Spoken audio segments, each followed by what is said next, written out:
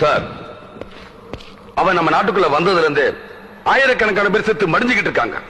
அவன் கால்பட்ட இடமெல்லாம் கலவர பூமியா மாறிக்கிட்டு இருக்கு. பார்வைப்பட்ட இடமெல்லாம் பத்தி எரியுது. மூச்சு விட்டாலும் வெடிச்சு சதறுது. சார், இன்னைக்கு நடந்த கலவரத்துக்கு அவன் தான் சார் காரணம். 100 பேர் இறந்திருக்காங்க. கை இல்லாம கால் இல்லாம நூத்துக்கணக்கான பேர் உயிருக்காக போராடிக்கிட்டு இருக்காங்க. சார், செத்து போன தாயோட மார்பை பிடிச்சிட்டு ஒரு பச்சை குழந்தை பாலுக்காக அழுதுகிட்டு இருந்தத என் கண்ணால பார்த்து துளிச்சு போயிட்ட சார். சார், உயிரோட மதிப்பு தெரியாத ரத்த வரி பிடிச்ச மிருக சார் அவன். அந்த விஷ கிருமிய உருத்தறியாம நசுக்கி அழிக்கணும் சார். அவனை வெளியே தப்ப விடுறதும் பெத்த தாயோட கற்ப வேலை பேசுறது ஒண்ணுதான் சார். வெயிட். கலவரம் குண்டு வெடிப்புன்னா பல பேர் சாகதான் செய்வாங்க. அதுக்காக நீ உணர்ச்சி வசப்படக்கூடாது.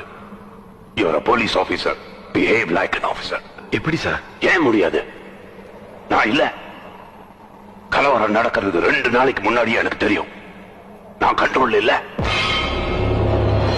2 நாளைக்கு முன்னாடியே தெரியுமா? எஸ். கலவரம் நடக்கிறதுக்கு 2 நாளைக்கு முன்னாடியே எனக்கு தெரியும். அவ்வளவு ஏன்? வசீம் கான் 2 மாசமா தமிழ்நாட்டுக்குள்ளேயே தான் இருந்திருக்கார். அதுவும் என் கஸ்டடியில.